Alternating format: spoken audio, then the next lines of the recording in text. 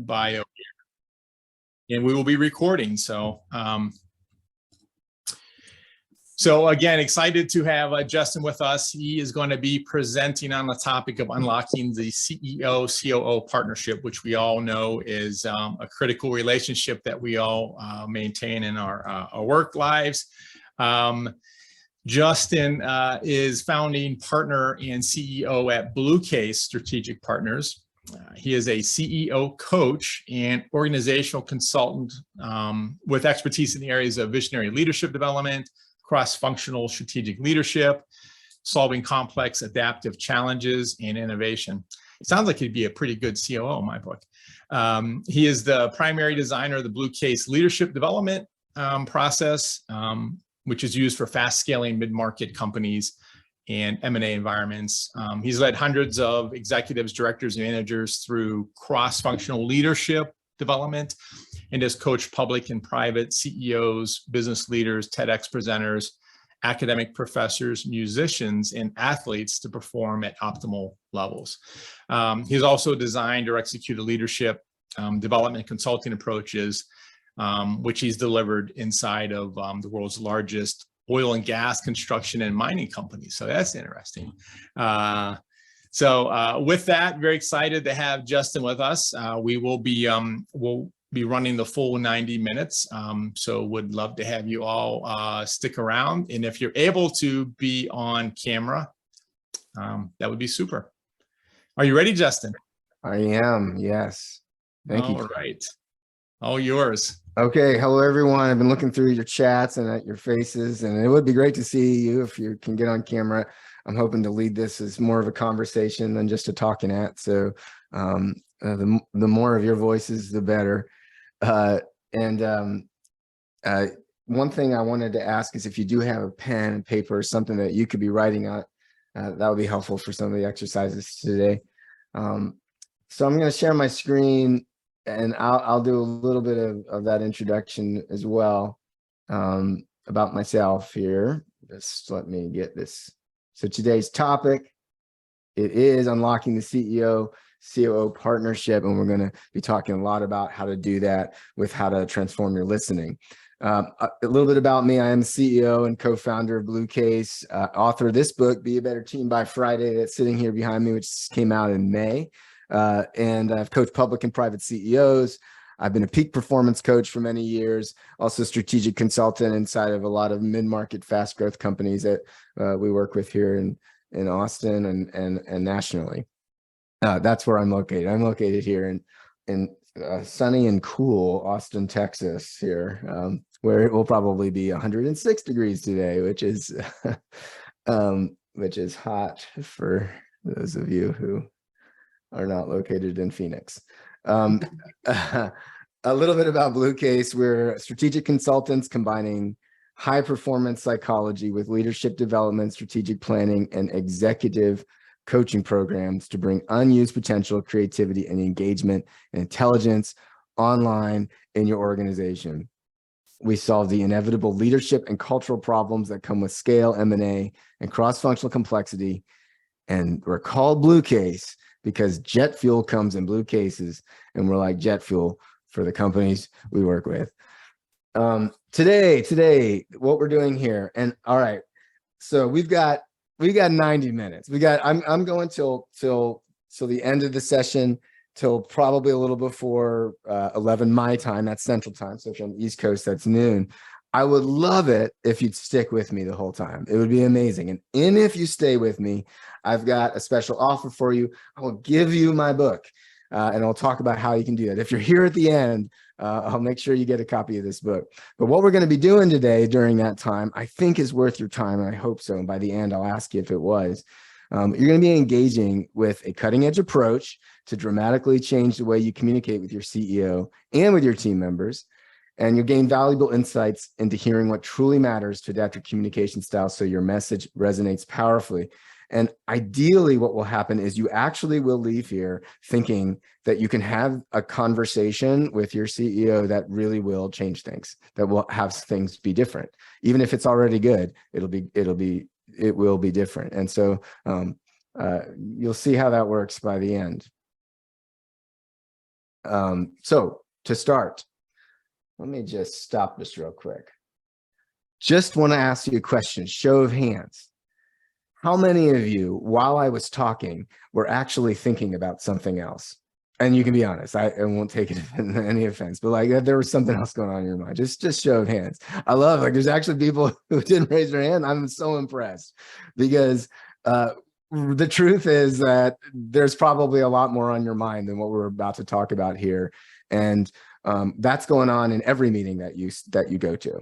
So whatever meeting is next after this one, you're going to have whatever I was talking about on your mind. And then you're going to go to another meeting, and then you got whatever you're doing this weekend on your mind, plus your kids on your mind, plus the to-do list. That's one day's to-do list is 3 days long.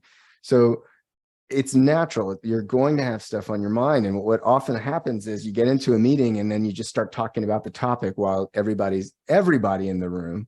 Look, you saw how many hands were raised. Everybody in the room is still thinking about something besides what they're talking about. So we always bring in a tool, and every team we work with, we try to start with this tool as a way of just giving yourself the opportunity to reduce the distractions and get present with what's going on here. So this tool we call minimizing screens.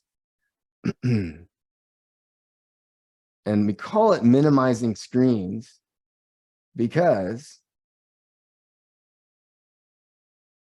if you've got a bunch of screens open right now on your on your computer that you're using, you're going to be distracted by those screens. If you've got a phone or if you've got other screens, you're going to be distracted by those screens. So just at the beginning of a meeting and right now, if you've got other tabs open, if you could just minimize those screens. So you're actually looking at me.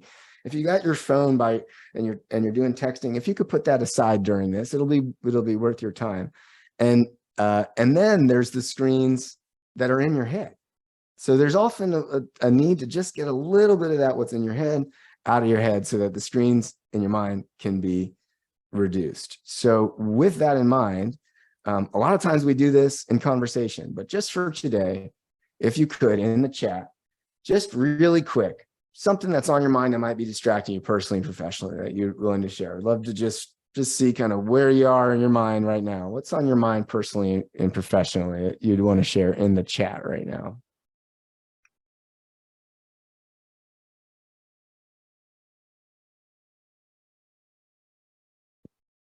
All right, Mike's got M&A on his mind. A marketing person to hire. A to-do list before vacation, which is the longest kind of to-do list. Growing the business and selling your house. Yeah, Chuck's got a lot going on. Oh, yeah, your mom. Yeah, definitely. Work to-dos, father-in-law, you got family going on. The next meeting. Yes, that definitely makes sense. Will you be able to finish everything? There's a lot of, can I get everything done? That seems to be something that's on a lot of folks' minds. When will I be able to get lunch today? All right. Yeah. Diana's got lunch on her mind. it's so early. How to be in 2 meetings at once. That is not possible in some ways, but I also appreciate that. Office reentry plan, the never ending to-do list. Okay, great. All right. So just notice, it's a show of hands, even the opportunity to have written something down like that. Do you feel just slightly more present to what we're talking about? Just would love to see a show of hands, just a little bit more present to this meeting here. And so just recognize that if you're more present in this meeting, that's probably happening in other meetings. So we do recommend that there's time at the beginning of every meeting that you've got to just check in a little bit so that you can put what's in the one side down and focus on the screen in front of you, literally and figuratively. Okay, so would love to hear some voices in the room for this next one. So you can raise your hand or even just say it, but let's open up the speaking here a little bit. But so what would be possible if you had level 10 communication with your CEO? So level 10 meaning if one is dismal and you all barely speak to each other, and 10 is the best partnership you could possibly have, where it's practically telepathic, that you work together so smoothly that it's beyond what you've ever experienced. If you had that level 10, if it was really extraordinary, what do you think would be possible for you and your organization? Just love to hear some some folks in the room? I think we can move faster to execute some of our strategies. Great. Thanks, Kelly. So you move faster. That is probably a big one. Anyone else have that one? Be more effective so that each of us are doing only the things that we bring the most value to the organization with. Great. Yeah, you'd be more effective. Thanks, Eric. Yeah, great. Who else? I would say avoiding missed opportunities. Thank you, Shannon. Yeah, you'd avoid missed opportunities. Great. I would view it from a standpoint of you could really increase engagement, because if you're on that level 10 communication, everybody's following the same direction. Great. You see engagement beyond the two of you. That great. Thank you. Thanks, Mark.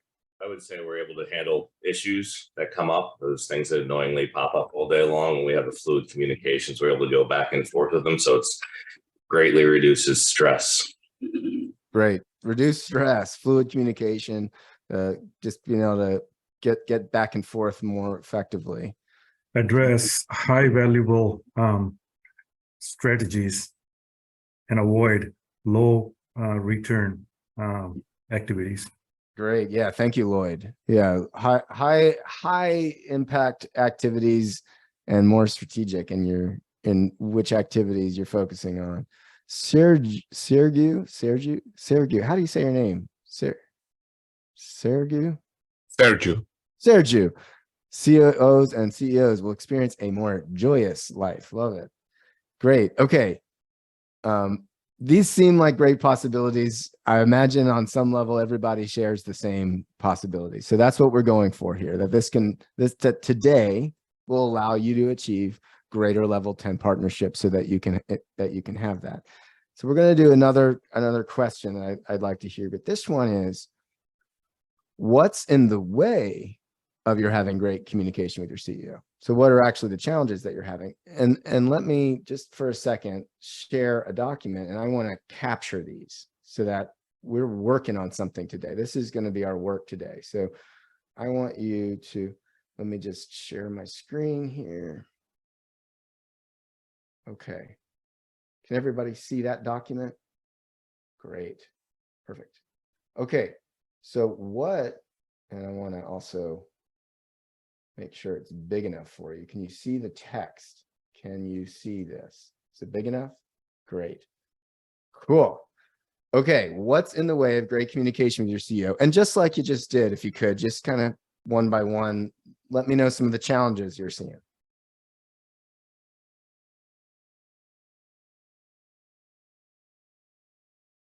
Okay, Josh says his wife is the CEO. So his wife is the CFO. Oh, his wife, the CFO. Okay, well, I get it. Okay.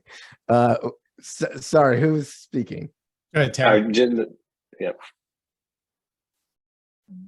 I just typed it. Too many meetings. Can't get together. Too many meetings. Okay. We're remote from one another. Remote from one another. What else? Not enough trust. Not enough trust. Who said that? Thank you. Working with a CEO who's not open to others' perspectives. CEO not open to others' perspectives. Too many objectives. Too many objectives. Different priorities. Different priorities. What else? Time management along with too many meetings. Mine tends to talk much longer than meetings go. Talks too much. Mhm. What other challenges? Different styles of leading. Different leadership styles. Yep, that always gets in the way.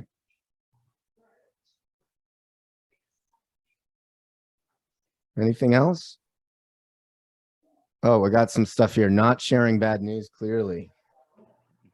Not enough time in the day. So yeah, great. Not enough time. Thanks, Lloyd. And then we've got Holder says too many urgent topics distracting from long-term goals.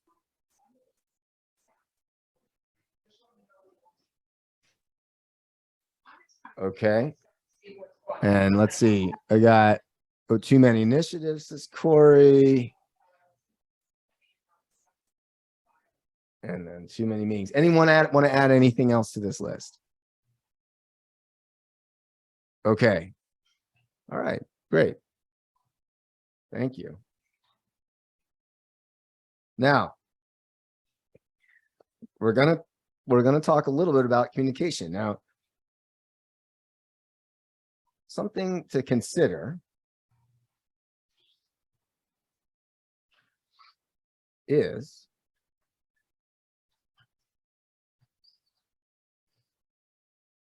the single biggest problem in communication is the illusion that it's taken place. Anyone relate to that? Just a couple of one of my most favorite quotes of all time. You like the quote? It's actually on a poster facing me as I'm speaking. Right now? Yeah. Oh, all right. My wall. Oh, cool. The only thing that we need to fix in life. Okay, well, here it is. Let's talk about addressing this. So I would love to hear if there are any thoughts about what is communication? What do you think communication is?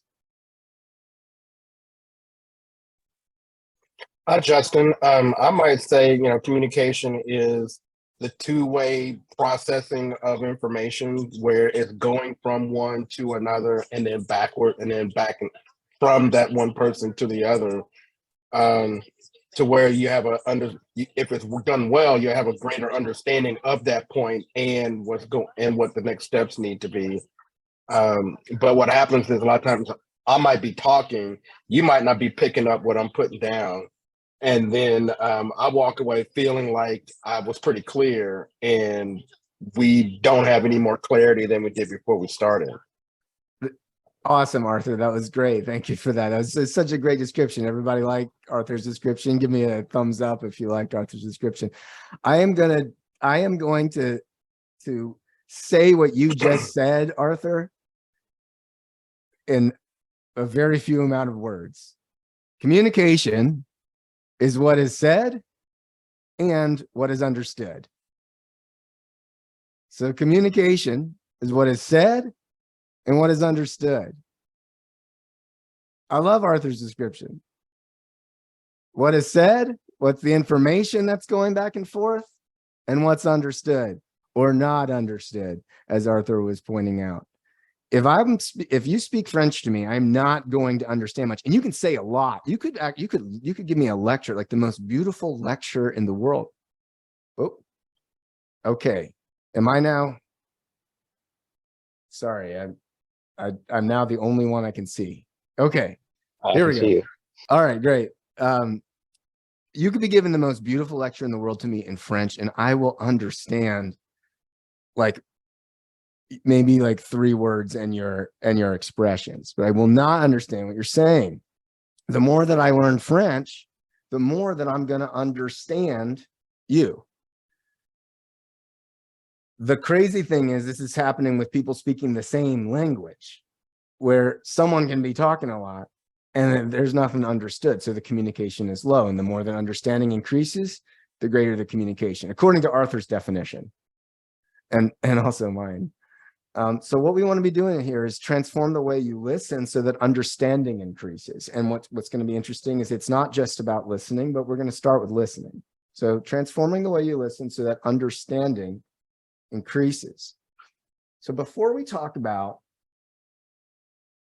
actually listening, let's talk about what gets in the way of good listening. What do you think gets in the way of being able to listen to somebody? Besides not understanding French, what do you think gets in the way of listening to somebody? Too many deadlines. Too many deadlines gets in the way of listening to somebody. Okay. What do you think? What do you think really gets in the way? What else gets in the way of listening? We are actually not listening to the person. What we are listening to is our internal voice who's listening to the person. Great. Yes. Tells us what it thinks, meaning about what's being spoken. Great, Sergi. The inner voice. Yeah, it's great. I Anyone wanna else? add- Can you hear me? Mike.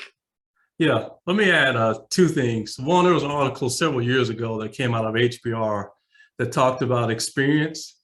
And some experience blocks you sometimes from listening and understanding. I think that plays a part of it. If you have so much experience in a particular area, somebody may be talking to you, but you really don't hear them because you're thinking about your experience. The other thing I would say is many times, and this happens to me, I'm guilty of it myself. I'm thinking about what I'm going to say rather than really listening to what the person is saying. So that I'm guilty of that. I'll admit that, but I think it happens quite a bit. Here's the term for that is listening to speak. Yes, exactly. How many of y'all have either listened to speak or noticed that someone has listened to you to speak? Listening to speak's a big one. And I've been in situations where I'll be sitting in a room facilitating conversations with people, and you'll see their head nodding, you know, while somebody's talking, head nodding, and then they just say what they want to say. And it has nothing to do with it. But that listening to speak gets in the way. So what ultimately what we're talking about, all of it is in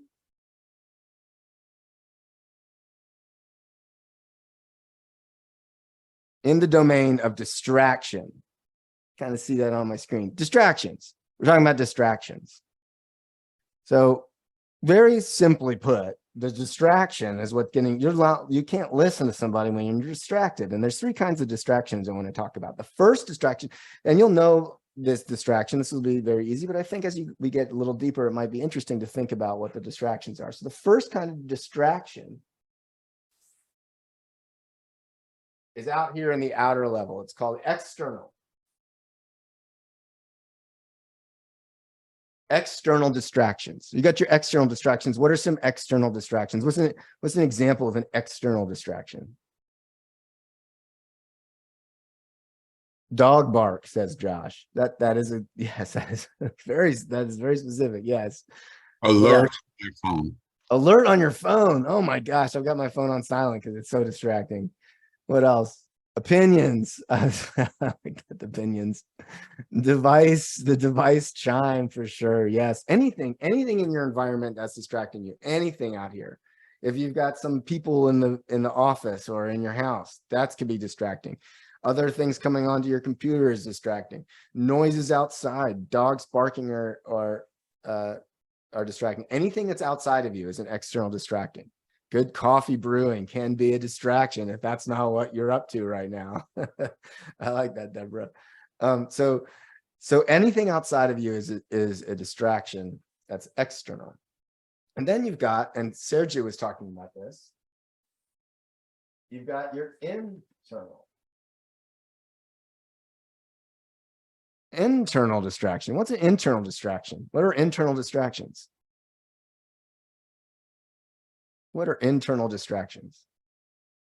Thoughts. Anyone want to add anything?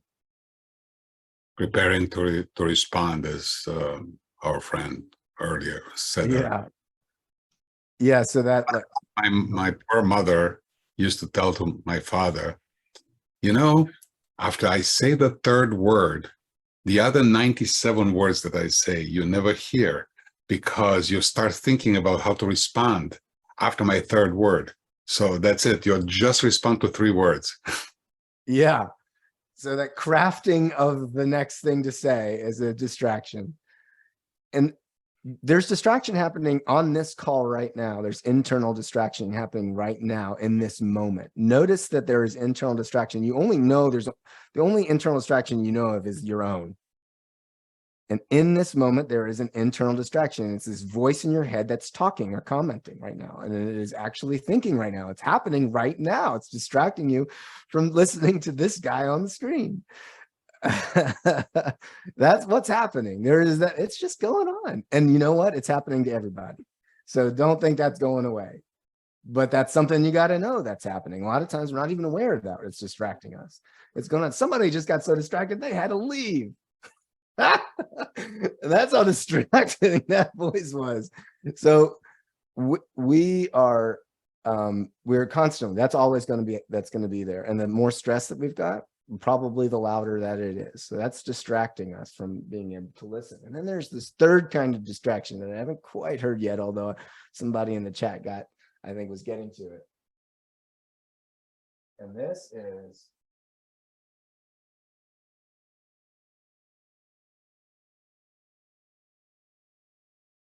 you can't see that says agree or disagree.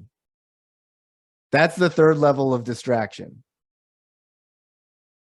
And that's the distraction that's really getting in the way of us being able to be in high level of partnership. This distraction of agreeing or disagreeing is the voice in your mind that's saying, I agree with what Justin is saying right now.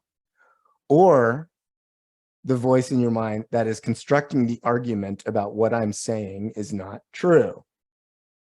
It is the agreeing or disagreeing itself as a distraction from actually listening. Now, it doesn't mean you can't have your own point of view about something, but when you're constructing the argument in your mind about why what someone is saying is not true, you're distracted from actually getting what they're attempting to communicate to you. In what is said and what is understood, you are not fully understanding what someone is saying yet, because you are distracted by the tendency to agree or disagree based on, I can't remember who said this, your past experience. The only way you can disagree with somebody is if you have an experience different from them, or if you have learned something in the past that's different from them. So there is a way in which you're bringing the past with you to basically overlay whatever that person is. So there's inability to truly understand what they're saying. So this is a lot of distraction, which is a big reason why a lot of people aren't able to listen, not able to listen well. And to be able to listen well requires cutting through a significant amount of distraction. And this right here, I call the blue line. This is the blue line. And you see there's a little needle's eye right here. This blue line represents your attention. This blue line is you and your attention. And the only way that you're going to be able to listen well is to cut through all of the distractions, to basically put your attention like you're threading a needle. It takes effort to be able to do this. If you're holding a needle right now and you put that thread through the needle, you have to put all of your attention on that needle's eye. Well, all of your attention's got to cut through to be put on the person and what they're actually saying. Like right now, you've got to cut through the distraction to really get what I am saying. And then there's like a processing going on, but just to really have your attention on the needle's eye. That's what we're trying to do. And that's what the kind of listening we're going to talk about today can provide for you. So practicing this listening is a way of cutting through the distraction. So it looks like this.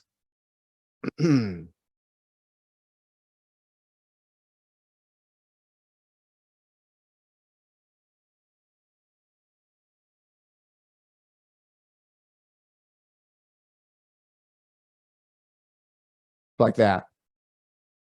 This listening, that tool that you're going to see is that you're going to cut through your judgments, you're agreeing or disagreeing, put your attention by practicing. See how this is a cone? It's like you're focusing your attention using this form of listening to get through that needle's eye. That's why it's a cone shape like this. So there's 3 levels of blue line listening. And Amy has put this tool in the chat. So you have this tool. And by the way, we will send this tool to you. This is just part of your participating in this. We're going to send this tool to you. You're going to send a guidebook on how to do this that I wrote. We're going to send that to you, and a couple of other cool tools as well are following this. So don't worry about this. It's in the chat. You can look at it here, and you're going to get this following this presentation. So the 3 levels of blue line listening is what someone is saying, what someone did not say, or what's unsaid, and their fundamental why. We're going to walk through each, and we're going to do a little bit of a experiential practice here. Are y'all with me? Everybody with me? How's your distraction going? We're doing pretty good. Okay, I'm looking for just pretty good. That would be great. All right. So the first level of blue line listening is what is said. The first level of blue line listening is what is said. Now, what do you think I mean by what someone says? Any thoughts about what someone says? Yeah, so it's like somebody might say to you, you didn't take my dog out for a walk last night and I'm pissed, or something, right? And you're saying, and if you come back and you're saying, so you're upset with me because I didn't do this thing that you were asking me to do. Is that right? Like trying to clarify what you're. Great. And Deborah, I want to go even further. What was said was what? What was said was what? That you're pissed because I didn't walk your dog. What do they say? What do they say to you? Oh, so they say something like, I asked you to come over and take care of my dog because I had an important thing and you said you would, and now my dog didn't walk and it pooped all over the house and blah, blah, blah, blah, blah. Great. So we'll stop there. What they said was, I was going to bring my dog over to the house and it pooped all over the rug. Mm-hmm. It's literally the words they said. Mm-hmm. It's just the words they said. Okay. So people speak the words they say. That's exactly it. When you said what they said, it's not anything over that. It's just what they said. So someone came over and said, will you walk my dog and scoop the poop? Whether you do it or not, they said, will you do that? Right? Does that make sense? So the words that come out of somebody's mouth is what they said. Everybody with me on that one? Cool. Okay. So we're going to practice this. And when you're practicing this, sometimes it's called active listening. It's just step one. But when you're practicing this, what you want to be aware of is really make an effort to use the words that someone says. So, hey, will you come over and scoop the poop? I'll say, yeah. What I heard you say is, will you come over and scoop the poop? Did I get that right? Not, I'm going to take such good care of Fluffy. I'm going to take such good care of Fluffy is not responding with what was said. Now, my guess is you're CEO and you are not having that conversation that Deborah just said, but you have your own version of scoop the poop conversations. It was just on the top of my head. I don't know why that came out. I'm sorry. I love it. No, it's great because let's be honest, like under the surface of a lot of these conversations we're having at work is, how come you didn't scoop the poop? It's just the poop is different. I love it, Deborah. Thank you. All right. So repeating what was said, and what we're going to do is I'm going to give you 30 seconds for your own thinking about this, is you're each going to answer a question for yourself. And then I'm going to ask for 2 volunteers. And this is a very, you're going to really be the bold pioneers of participation here, but we're going to practice in front of the room. So you don't have to practice in front of the room, but I sure would love it if you did. And but I would like everyone to take 30 seconds and answer this question for yourself on your paper that you're writing with, if you could. Tell the story of the 3 biggest accomplishments you had at work in the last 12 months that you're proud of. So just a few notes that would have you be able to answer that question. Just a few notes. 3 biggest accomplishments.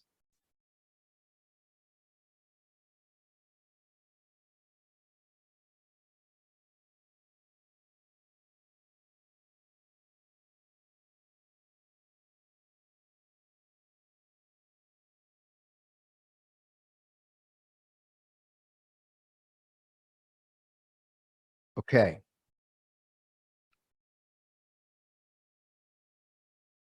Everyone got a few down? Great.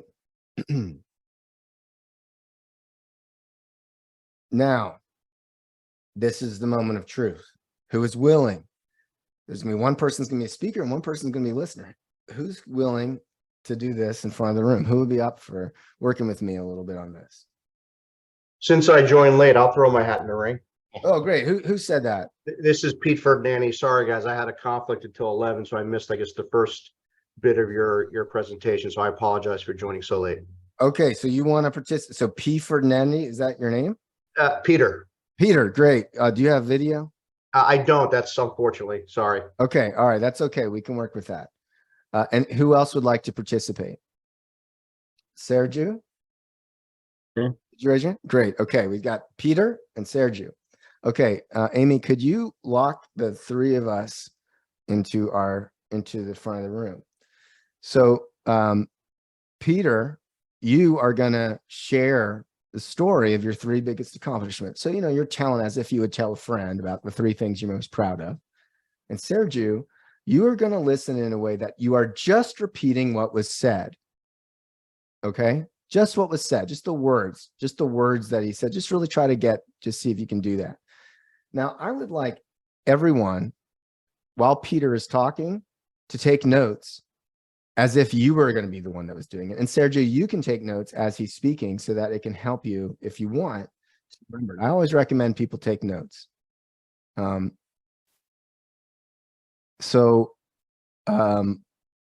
then everyone else is, you're going to practice as if you were going to be doing it. Amy, are we able to get them in front of the room? Okay. I'm not able to spotlight them, Justin. Okay, great. Oh, okay. I can now. Hold on. Okay. So, Peter, you are going to be telling your story.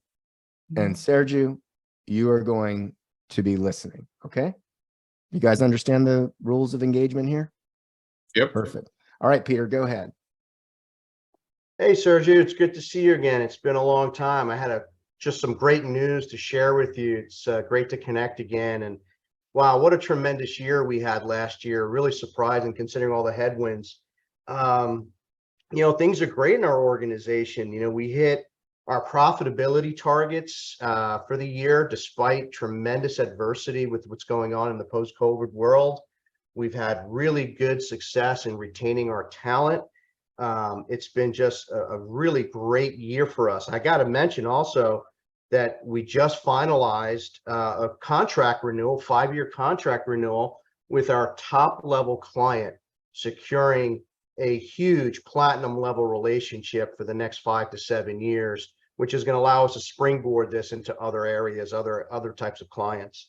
And last but not least, on a personal level, you know how I feel about employee engagement surveys.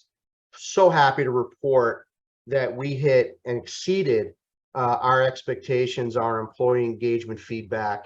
HR couldn't be more thrilled with the kind of information we're getting and the level of participation we have with this group. Awesome. Okay, now, Sergio. All right. You are going to, this is 2 steps to this. You're going to repeat back. So, and you're saying what you said is, or you're saying, and then you do the exercise, and then you'll say, did I get that right? And that is the most important part of this exercise. Did I get that right? And Peter, anything that you think he might have missed, you're going to add. Okay. Sure. You guys get that? Quick Cool. clarifying question, Sure. which is because there are many pieces to this. Yep. To ask, did I get that right every time or at the end? At the end. Yeah. It's just a casual, did I get that right? And then he can fill in the blanks. All right. So, Peter, so what I heard you say was that you were thrilled to see me after a long time. It's been a great time for your company, in spite of the headwinds that have been blowing last year. So number one is that you hit the profitability targets that you had in spite of potential adversity. Number two, success that you accomplished was to retain your talent in this context. Number three is that you finalize a 3-year renewal of one of your top clients that's going to open up a lot of new opportunities. And then on the personal level, you are very keen about, or you are very keen about employee engagement, especially as reviewed by surveys. So you've exceeded expectations in your organization, and your HR people have been actually thrilled with the results. So have I gotten that right, Peter? Pretty much, Sergio. The one thing I would say is that contract was actually for 5 years, not 3. But, with the same result, it's an additional 2 years for us is very important. Awesome. Everybody, round of applause. So good. That was so good for multiple reasons. One, Peter, how was it for you to hear all that repeated back to you? What was that like for you? It's great because, you know, obviously this is the first time I've ever engaged with Sergio, and clearly he was listening and paying attention to what I had to say quite deep and in a good level of detail. So, you know, hopefully it came across clear, and it sounds like I did, which is great for me as I'm trying to communicate with my executive team. Great. Awesome. And Sergio, any thoughts about that exercise? How was it for you? Were you able to do it well? Pretty much. I mean, I have to say that I wrote down, I mean, if I'm looking at my notes here, there are about 12 words. That's all I wrote. Just so you know, so I'm not a very fast, you know, sort of stenographer. And by the way, the funny part is that the 5-year discrepancy, I actually wrote 5 years. I just spoke the wrong thing. Here's the deal, Sergio, and everyone on this call. What you did was so if you had gotten it all right, that's like an A. The fact that you had something that he could correct and you asked, it's like A+. That's what you did well, from my perspective, is he was able to clarify a detail that you would have walked away and something might have been amiss. No, might have been in. Go ahead. No, I was just going to say, so one final comment from my end is that that's probably a reflection of the fact that if you are familiar with Colby and you're looking at my signature, you can see that I'm an 8543, which means basically I'm an initiating fact finder. So I do pay attention to a lot of detail by nature. That's my wiring. Great. So that's what you're listening for. And so we're going to talk about the stuff that's you could also be listening for beyond the details, but just for everybody's sake, what Sergio was doing by asking, why was it important that he said, did I get that right? And Peter had a chance to correct. Any other thoughts about why that one moment was so important? I'm unsure the message was received clearly. Absolutely. And Sergio was focusing on this. He pays attention to those kinds of details just by nature. He was taking notes, and still the normal conversation, there would have been something missed. Now, maybe he added it in his notes, but without that opportunity to clarify, the communication wasn't full. And that is huge, because this is happening way more than on this exercise. Probably every conversation we have, we're walking away and something hasn't been clarified.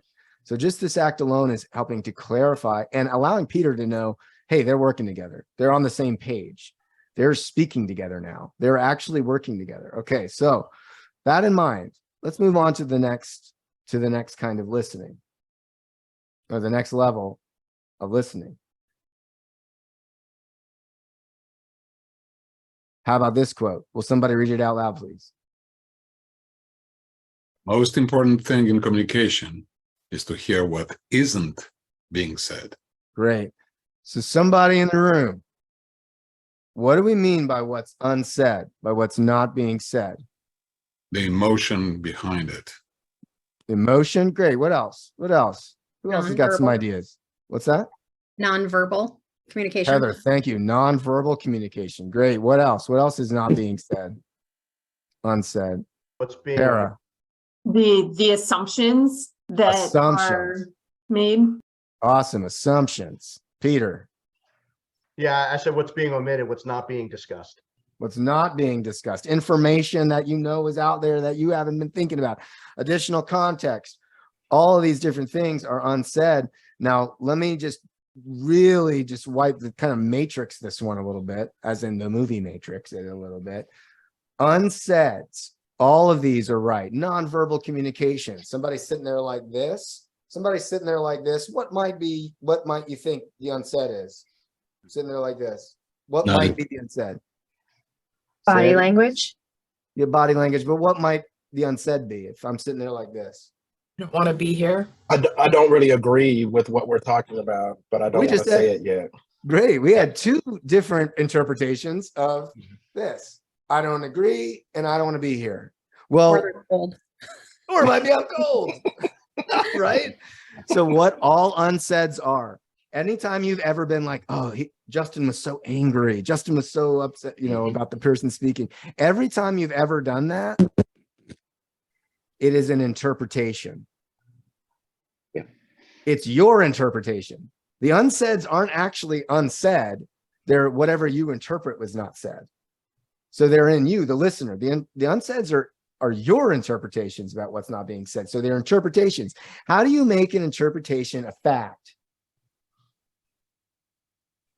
How do you make your interpretation turn it into a fact? Ask You a ask. question. Ask a clarifying question. Yes, you have to make sure, Justin, it seems like you are not wanting to be here. Is that true? In that particular case. And I'll say, oh my God, it's freezing. It's so cold. Or whatever. Or yes, actually, yeah, this is just a waste of my time. I mean, you know, however that will work. But until you've clarified it, it's not a fact. And so the next thing that we want to be looking at is what's unsaid. So as a listener, you're going to be repeating back what you heard was said. Like, who was that? Deborah was saying, you know, there's the dog poop with conversation, but then there's what you add on to it. You add on to, oh, she was really upset. Like I said I would do it, but there, you know, here's all the things I was thinking, and all of the unsaids, the things that weren't said in the conversation, that become interpretations. So instead of living in the world of interpretations and walking away, you're clarifying your interpretation. What I'm interpreting here is basically what you're saying. What you're not saying is this. Am I right about that? Did I get that right? Okay. Yeah, I love it, Sarah. You distinguish with the facts and the story. Great. And maybe Arthur's right. A lot of times it is uncomfortable unsaid. And Deborah, you're also right. Biases. These are biases that are in the background sometimes that we're adding on to what somebody is saying without even realizing it, the unconscious. So we're going to practice with this one. So I'd love to have two people participate with me on this one. Is this all making sense to everybody? Any questions about this? Okay, we're going to practice it.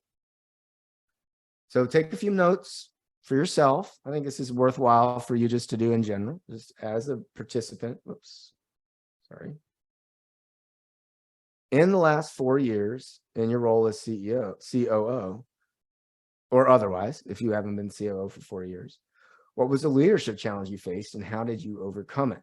What strengths do you credit for your ability to overcome this challenge? Let's take a few moments.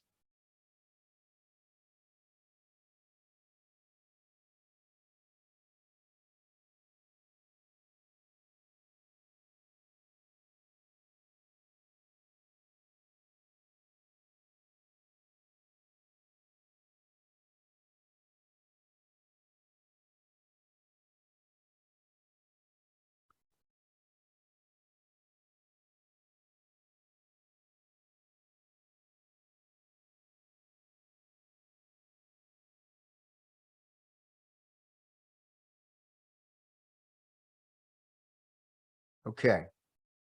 All right. So that's just a few notes. I'm sure there's hopefully a lot more you could have written about that. We just wanted to get your notes down. And so I love to have two participants. Who's willing to share some of the something that built up your accomplishment over the last 4 years? Somebody who's willing to participate this, and you're going to be speaking and listening. So who might be willing to share something that a challenge make you look good? Who wants to participate? Oh, Tara. Awesome. Thank you.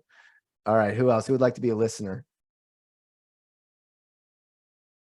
Who's up for participating with me here? Amy, can you remove the spotlight just so I can see the room? Thank you. Who's up for listening? Oh, Suzanne. Great. Thank you. Okay. So let's spotlight Tara and Suzanne. And so Tara is going to be the speaker, and Suzanne is going to be the listener. Okay, so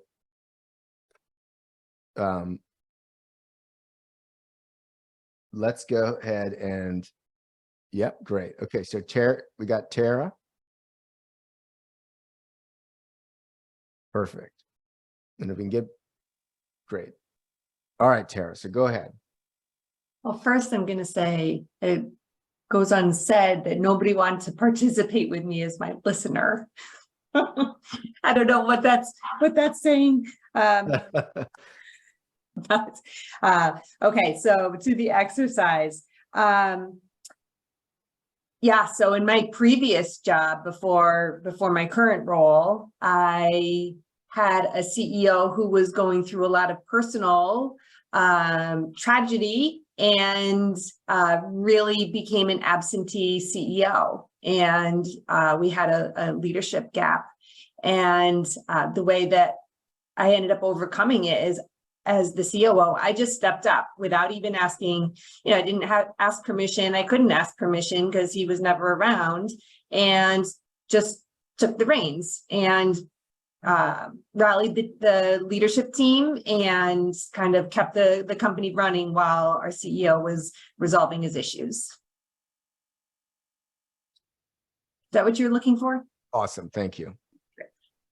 And so, Suzanne, you're gonna do both steps. Repeat back what you heard was said,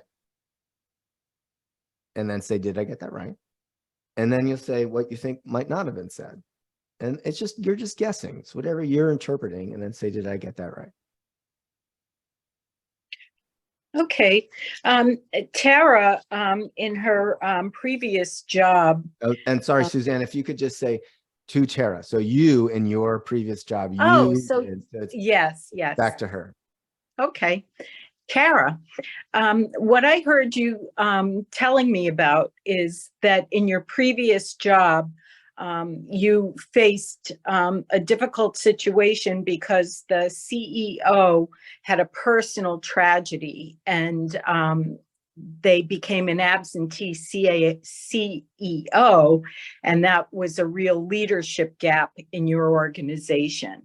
And as the COO, you didn't ask permission, you jumped in, you overcame these obstacles by stepping up, taking the reins, rallying the team, and keeping things running.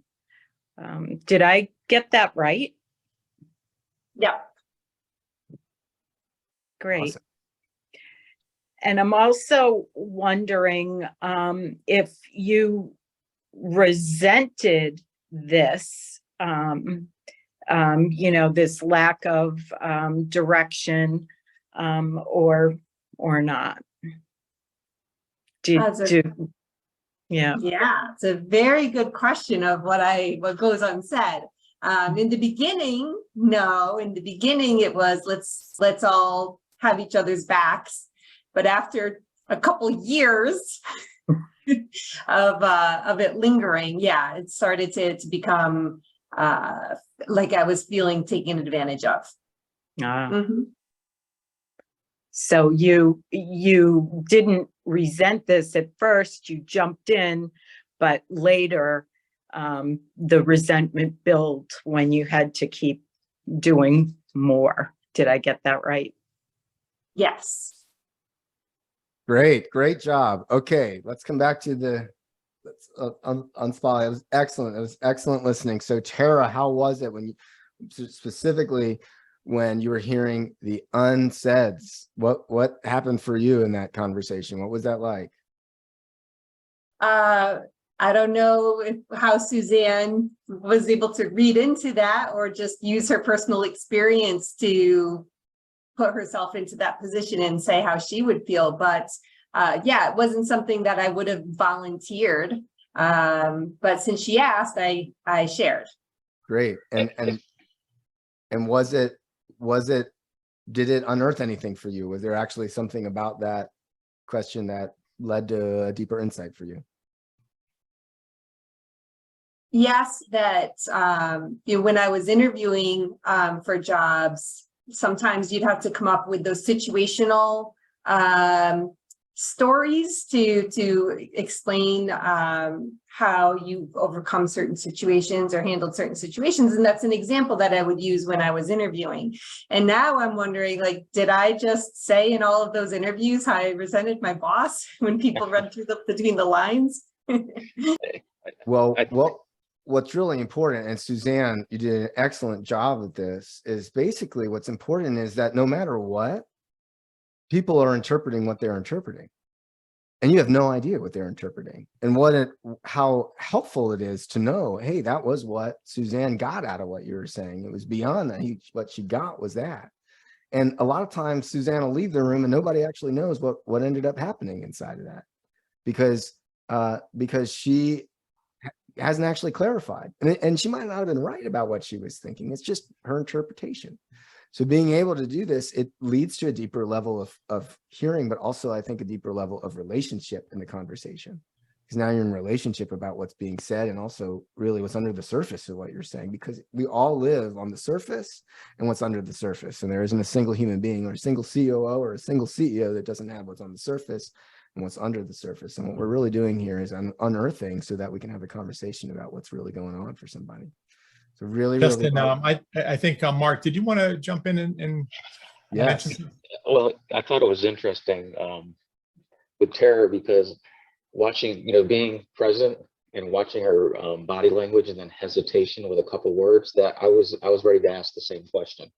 But I think what it does is it speaks to the integrity she has of not airing it openly, because that's undermining your boss, whether you like it or not. But sharing the situation that you were pitching in is a different story altogether. But it's those subtleties you pick up with the body language that we talked about originally when we got on this call that makes the difference in voice inflection and movement and so on. So. Great. Yes. And that is important because you can't say everything all of the time. But when you have high level trust, level 10 partnerships, you can. And that's what we're going towards. The more that you practice this, the more that you build that trust to be able to be open about what's really going on for you. So this is great. Thank you for that, Mark. And so let's go on and look at the third level of blue line listening.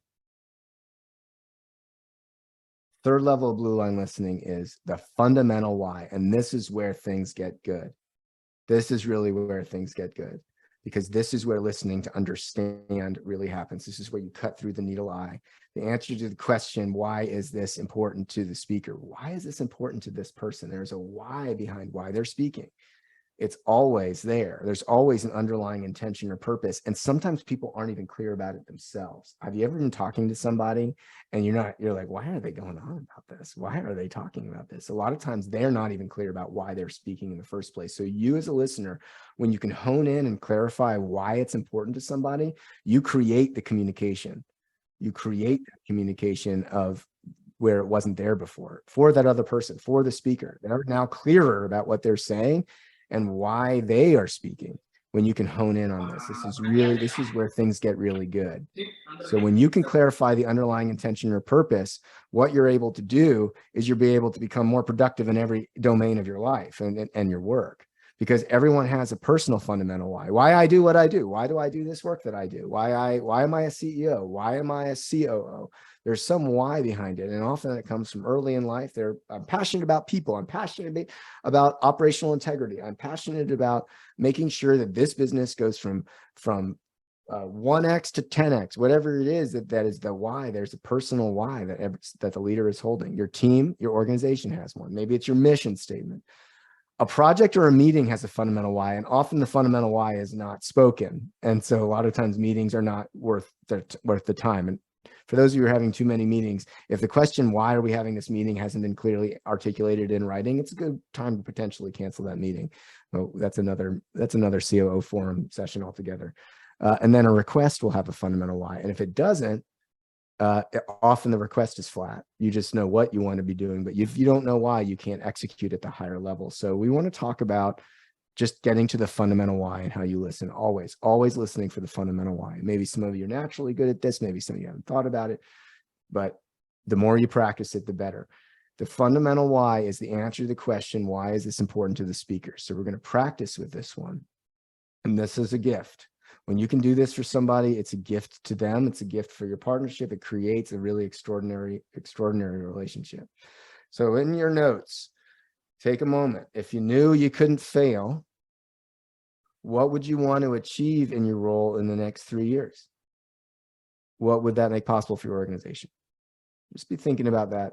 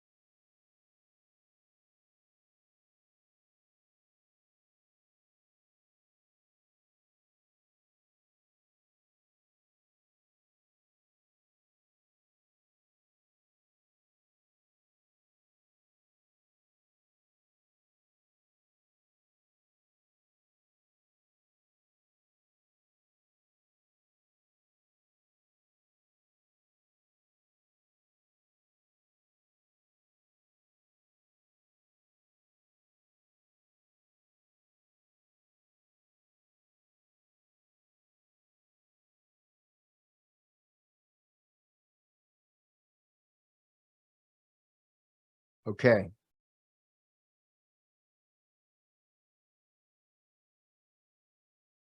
So let's go ahead. I need 2 volunteers. This is the big one. This is a really exciting one to get to share about your vision. This is what we're doing here. What's your vision? I want to hear somebody's vision. So who on this call is excited to share a vision they got? Who would be excited to share a vision? And I hope there's a lot of hands up for this one. Come on, y'all. This is big. Like if you don't share it, it's not going to happen. So who's excited about creating something in the next 3 years? Let me see that.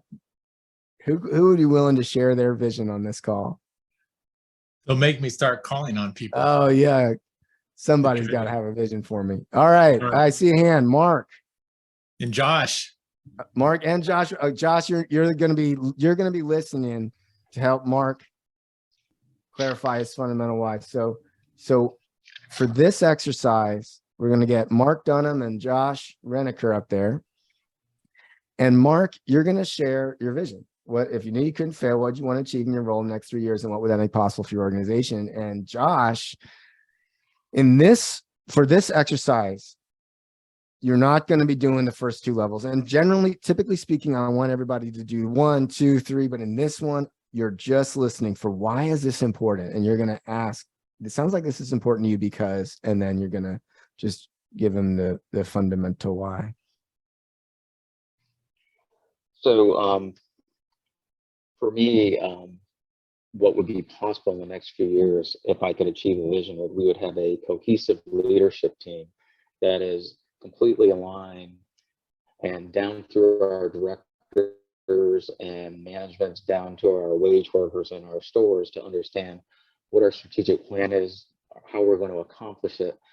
But everybody understands how what they do brings back all the way back to the top of the strategic plan that makes us successful, because when we're all aligned, everybody is making the same decision in alignment.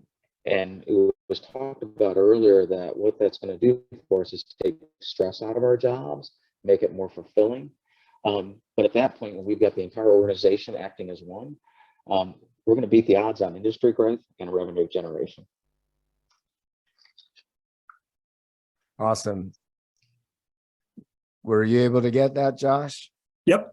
And what? So we're going to,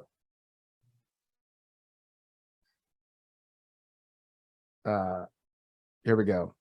So why, sounds like this is important to you because. Yep. So Mark, it sounds like this is important to you because not only do you want to feel fulfilled in your work, but you want everybody to feel fulfilled in their work. Did I get it right? Yes. Because if we all do it together and we have that level of engagement, the satisfaction that you get from doing your job every day, it's not a job anymore. It's fun. Awesome. Anything else you'd add, Josh? Nope, that was it. That was the big key. That Cool. To me, that was the root of it all, is that feeling of fulfillment in your work, because then, I mean, he kind of capped it at the end there saying that it doesn't feel like work anymore. Yep. And so Mark, how's it how's it to hear your fundamental why distilled like that? How did that land for you? It's exactly who I am. Huh. You know, and I get fulfillment from work when there's alignment and people are getting things done, and you can see them personally excel and feel the gratitude in what they do. I mean, I've seen it happen, but we need to get our current organization to that place. Awesome. Great. Josh, how was that? Just to do that exercise. It's good. I mean, that's I mean, I do this every day. Cool. You know, it's those kind of things, right? It's reading between the lines. It's seeing, you know, it took a while to get there because I'm like, okay, but why? Okay, but why? Okay, but why? And then finally it came out, and you saw the shift, right? You saw the emotion then come in. As soon as the word fulfilled come out, it was like, bam, there it is. Because you could see the emotion in the way that he delivered that text specifically. So that it made it super easy to fill that. That's not always the case, right? So yeah, it's great to be able to then communicate that back so that Mark can then feel, hey, yep, I can articulate it, and somebody else gets it and can see it. Great. Now, anyone else in the room? Let's go back to the big room. Would anyone else have said something about the fundamental why you heard? Would anyone add anything to the fundamental why that you heard, that you heard when Mark was saying, when Mark was speaking, would you have said something different than Josh? Is there a fundamental why you would have said different than Josh? I'd be very curious to hear. I think I agree with Josh. One thing that I think also I might have heard and added would be that engagement and would create a synergy that fuels greater success for the company. That's aligned with the success of the company. Sounds like that one lands for you, Mark. Absolutely. Awesome. Anyone else would add any fundamental why? Don't have to be. Anyone else? Great. Okay. So thinking about this, the fundamental why.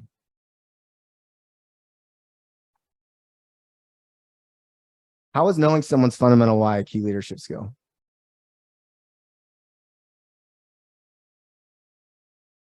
Because that's often what motivates a human being, is your fundamental why. There are two kinds of motivations. Extrinsic motivations, that's the desire for money, achievement, fame, recognition, any external reward. All of it is important. You don't get paid enough, you're probably not going to be at a job. But people ask me all the time, Justin, how do I motivate my team? How do I motivate my team? The key to motivating your team is knowing somebody's fundamental why. The key to being on the same page as somebody is knowing somebody's fundamental why. The key to having level 10 partnership is being able to know somebody's fundamental why and make sure that all of your communication, action, suggestions moves towards fulfilling the fundamental why that you heard and allows them to participate with you. That's what partnership is about, is to be able to fulfill that fundamental why with each other. So great. That's great. Great thinking. So looking at these communication challenges, just looking at the communication challenges that you said,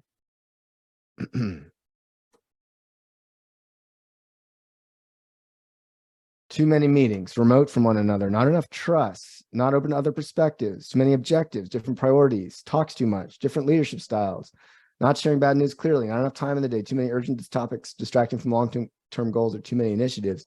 How would the 3 levels of blue line listening, the 3 levels said, unsaid, and the fundamental why, how would this address some of the communication challenges that you're having?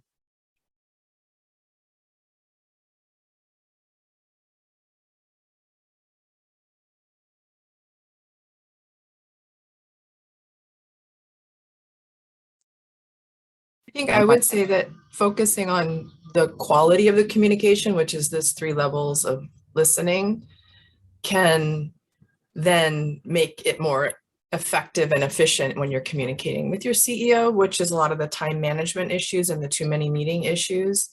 I think a lot of times we go around and around too much. And if we're listening effectively and actually getting to the why, we'll get through what we need to get through better and faster.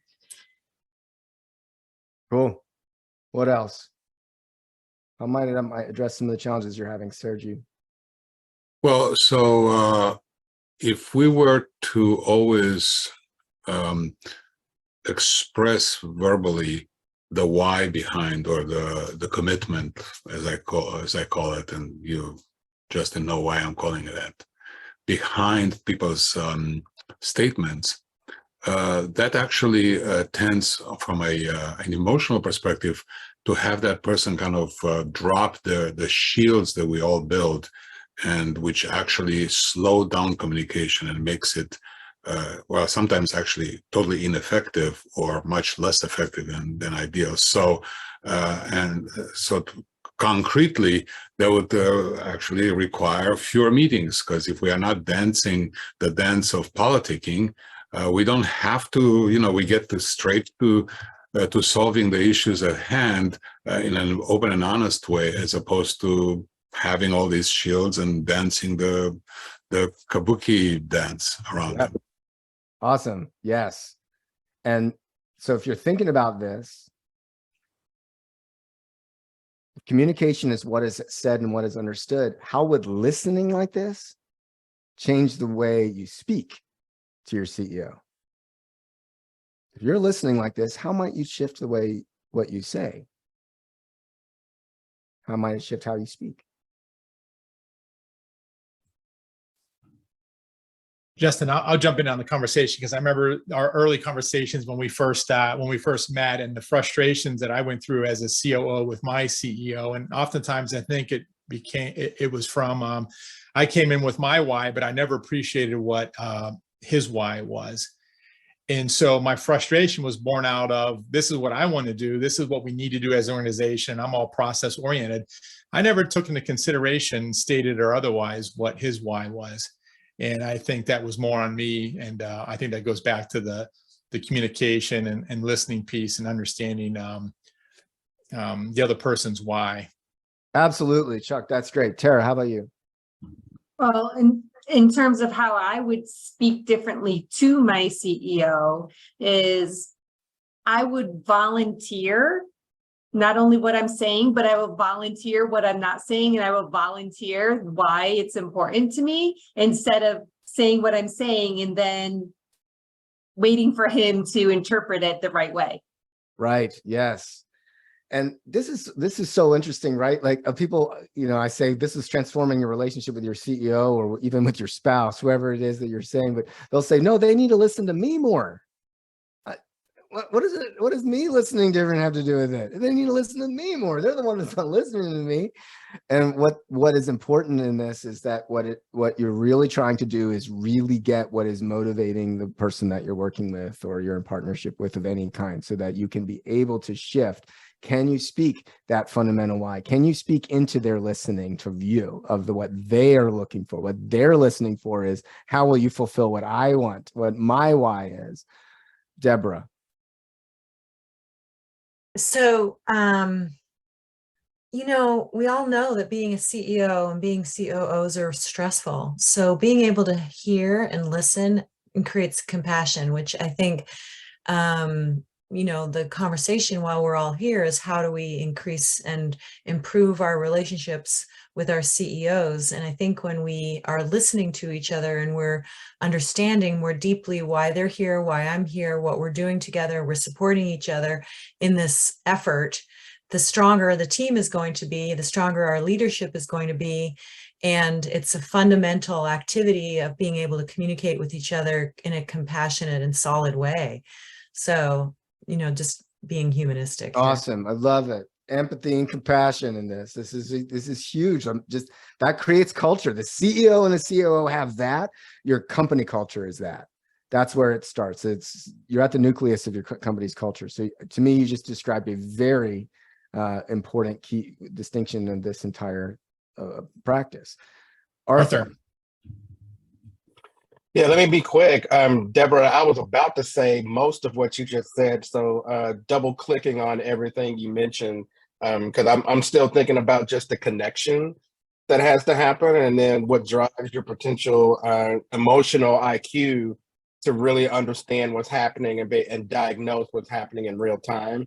But I also wanted to raise out this thought of framing as an intention in conversations. I was reading an article very recently, actually earlier this week, on the lost art of framing. This is why we're here. This is what we're going to talk about. This is articulating the why, or which why I'm coming from in the individual conversation, so that all of that's clear. Because when I'm talking with my CEO, like a lot of times there's so much we need to talk about that sometimes we miss what's actually really important of all the things that are really important, and then why they're important. And I've been starting to practice that framing mindset. It's like, now we're going to talk about this issue. This is critical to me at this moment because of XYZ, and this is what this means for the org. Then let's go into the details, talk it out, and then come back with what are our agreements coming out. Because what happens is, you know, I've experienced that where I've felt like we've got agreements on what we're doing without really being consistent. And then it's like, well, I was going to do this. I thought you were going to do that. And we've got to come back and have another convo. Great. Have another convo. That's what's important about this. Can you clarify?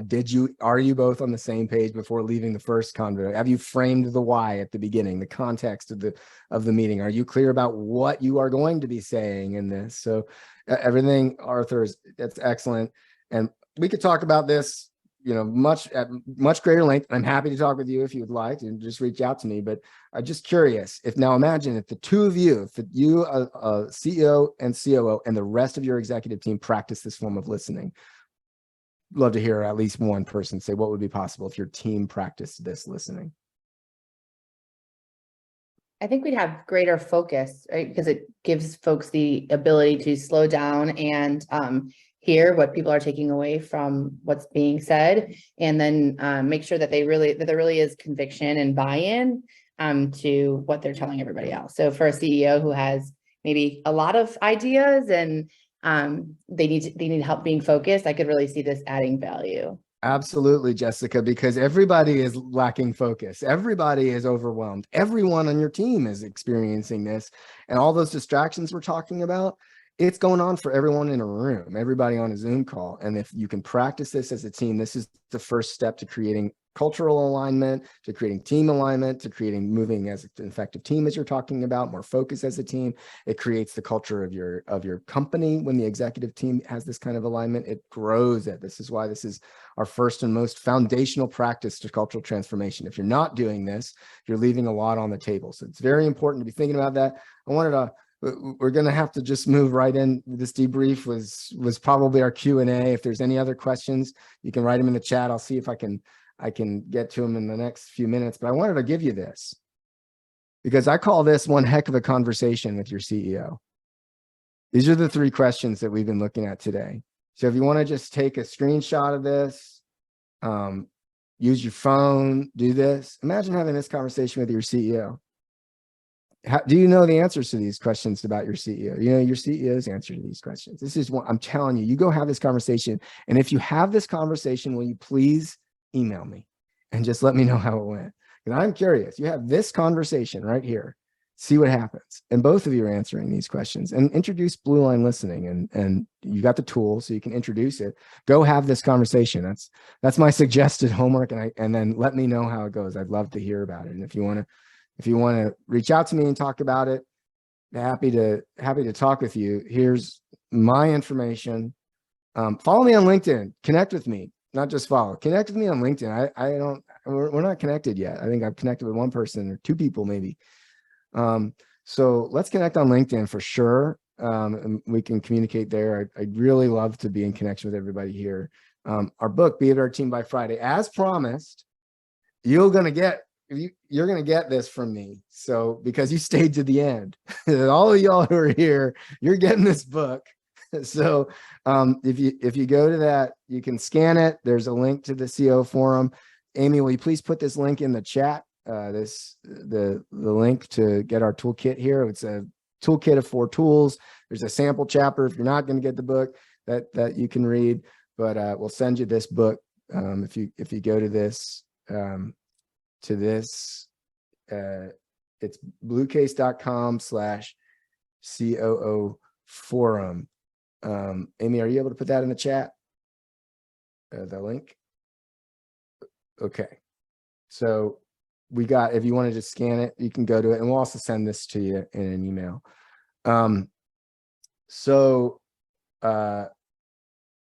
All my info here, bluecase.com is the website of my company. Anything else? I didn't see, let's see, is there a way to determine the fundamental why in the interviewing process? Absolutely. It's practice the 3 levels of blue line listening. Ask some of these questions that I got on this and just bring it into the interview. I think these 3 questions I gave you would be great for an interview, and literally practice all 3 levels, not just listening for the why. Like, sounds like this, it sounds like you said this. Did I get that right? These are great ways to like unearth things inside of that interview process. Great. So we got the link there, bluecase.com COO forum. You can put your info in there and we'll get you the book. All right, Chuck, I got 4 minutes left for you. All right. Love it. Well, first off, let's give Justin a round of applause. So I have to see some, yeah, there we go. Awesome. Yeah, well done. Excellent. And I will say this, when I first jumped on the phone call with Justin, this was actually last year, there was I took away a nugget just from being on a phone call for talking about wanting to talk about this call today. And it took a few months to put together, but I would definitely say, reach out to Justin. It's time well spent. Certainly now that I'm in the CEO role as a long time suffering COO, it has worked wonders for me, those nuggets that he shared with me. So again, thank you, Justin, and the entire BLUECASE team. It was great to have you. We'll definitely want to have you back. We'll have to think about a good topic. Are you going to write a new book soon? Oh, come on, give me some time with this one. I got plenty to share from there. Plenty of stuff. I need to write a book just so I can give it away to keep people on my calls. Hey, Chuck, can I just say one thing about why I want to give this away? It's not just because you're attending. The point of this book is there are tons of practices. I'm not going to work with everybody. My company's not going to work with everybody. The practices in this book, if you apply it, you really will be better right away. And we're trying to just get it out there to leaders who care about people and culture. And so it's really an attempt to have the tools that we use be shared widely. So love forgot it. to say that, but yeah. Yeah, no, love it. it. And one of our missions here at the COO Forum is to help create the most sought after COOs in the world. So I think that's part and parcel to it. Speaking of which, so before I let you off for your weekend, next month's presenter is Rohan Zahar. He's going to be presenting on the Z factor and how to lead Gen Z, a question that's on all our minds, how to lead Gen Z. So he will be presenting on Friday, August 25th. We also have a great our executive session coming up on August 11th. Josh, I think I have that right. Josh with our ambassador team. Is that right, or the 18th? Did I get that wrong? No, it's at the end of this month. It's on the 28th. Oh, okay, July 28th. We got that one first. I'm already thinking about August. So July 28th, if you can join the executive session, that would be great. Thank you all so much. Wonderful to see a lot of new faces, and Mark and Matt and Diane and Corey and a few others. Hope I didn't miss anyone. And of course, all of our wonderful members at the CO Forum. Have a super weekend. Take care. Appreciate it. Thank you. Thank you all.